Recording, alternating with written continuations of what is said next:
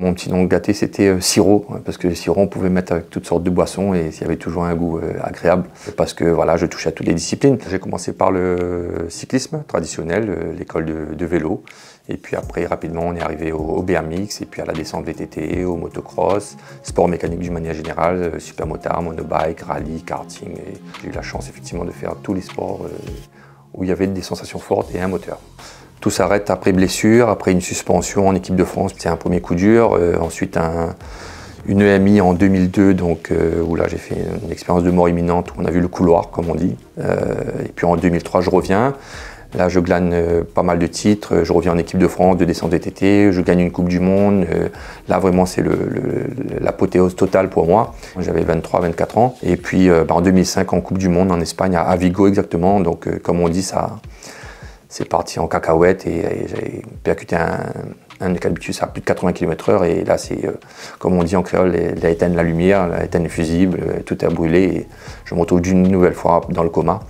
Et là c'est la goutte de trop avec une prothèse au coude gauche et multiples fractures de la clavicule. Je ne peux plus revenir à haut niveau et j'essaye jusqu'en 2012 mais c'est plus possible. Et rajouter à cela le cancer de ma mère, donc là j'ai dit stop définitivement en 2012. C'était la dépression, hein, clairement, et pourtant j'ai eu des grands rendez-vous, notamment en 2006 puisque je me suis marié. Mais j'ai l'impression qu'on fait des choses mais on reste accroché à nos rêves.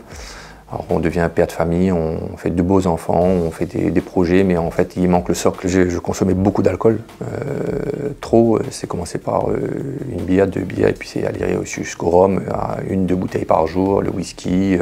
L'alcool c'est une drogue et ça devient une maladie. J'ai perdu tout à cause de l'alcool, le travail, la famille qui commençait à partir en live et puis continuer à boire. Puis je perds mon dernier travail dans une collectivité en mars 2024.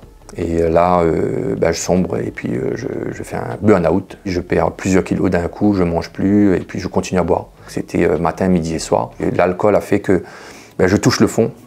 Après une animation de course de côte au tampon, on descend et puis j'ai froid et puis je me dis il me manque quelque chose. Donc je vais à la boutique pour acheter les fameuses 2 bières qui me manquent parce que j'avais pas mangé de la journée et j'avais pas bu de la journée. Heureusement que je n'ai pas pu acheter finalement parce que j'aurais acheté ces 2 bières et je serais peut-être mort aujourd'hui selon les médecins.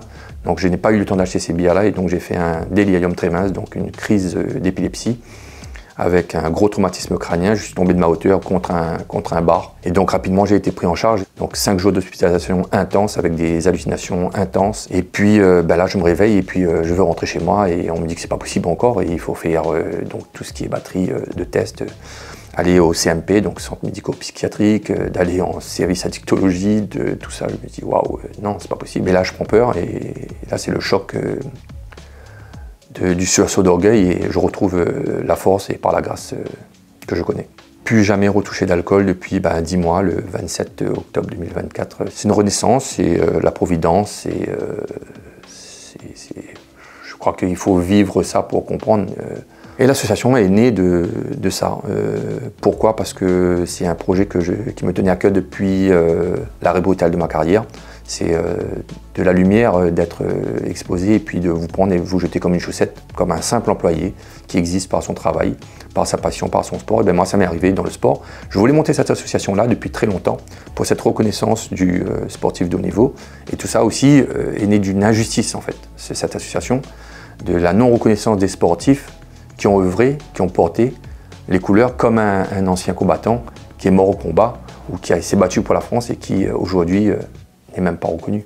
La plus belle chose que j'aimerais, c'est de reconquérir les cœurs que j'ai blessés, donc mon épouse, mes enfants et tous les gens que j'ai blessés dans cette addiction à l'alcool.